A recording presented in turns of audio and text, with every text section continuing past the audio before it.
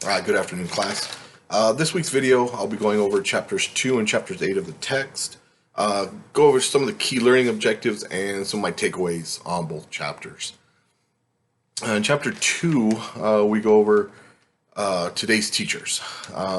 We go over some of the differences in the levels, everything from pre-K to high school, and some of the different specializations such as physical education, music, art, ELL, things of that nature. They also dive in deeper into the different types of schools, everywhere from public school to alternative schools, magnet schools. So a lot of different areas where a teacher can specialize, or a teacher can, or areas that teachers can teach. Next, we go into one of the pieces of the chapter that really hit home for me, which was what a teacher needs to be today.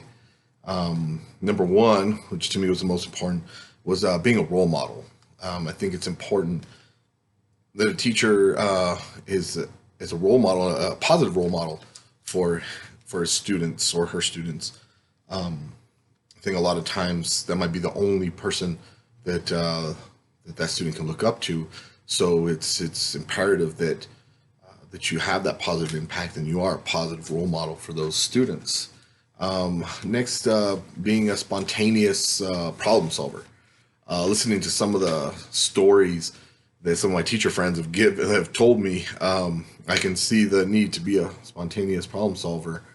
Some of these things were outrageous, but they were quick. The key was that they were quick to fix the problem, to solve that problem so that it's not too big of a distraction for the remainder of the class.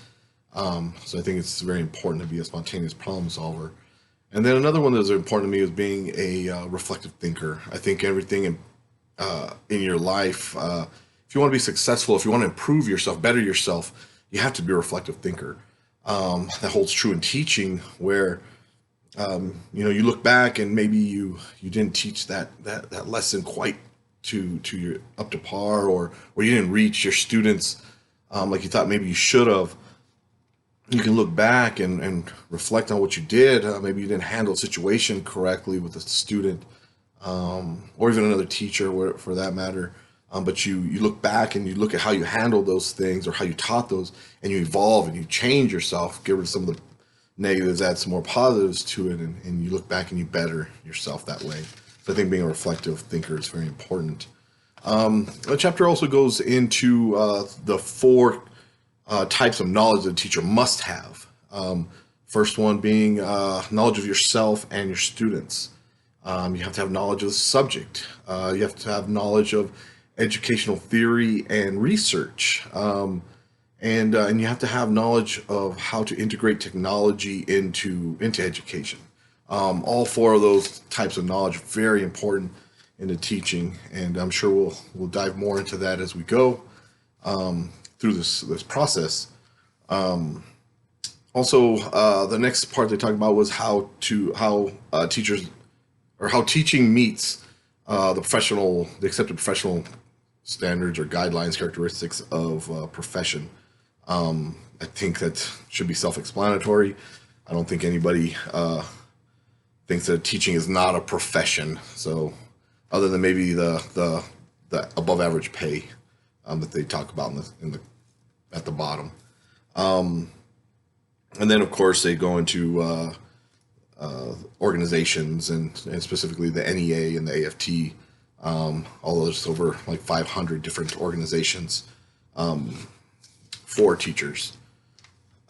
Chapter 8 goes over some of the what today's students are, and really focusing on culture and cultural diversity, and what teachers need to do to ensure that we're allowing for an equal educational opportunity for all students.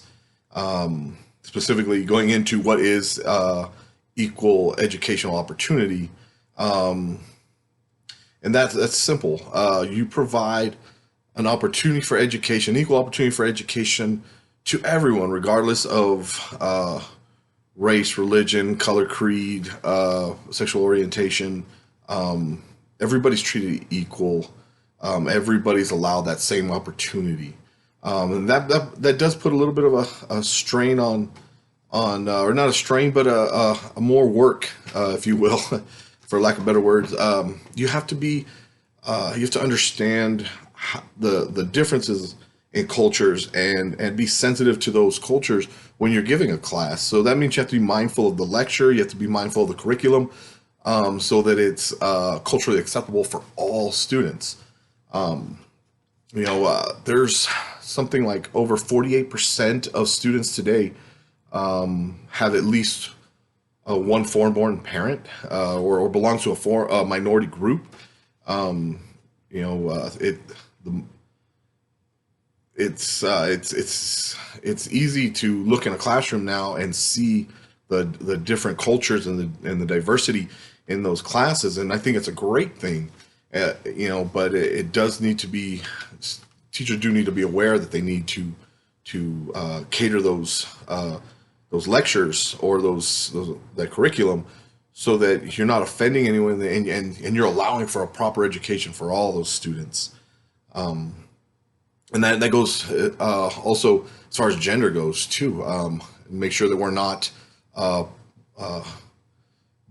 pushing into those stereotypes with our curriculum, into those cultural stereotypes, or in those gender stereotypes, so that we allow for all students to learn.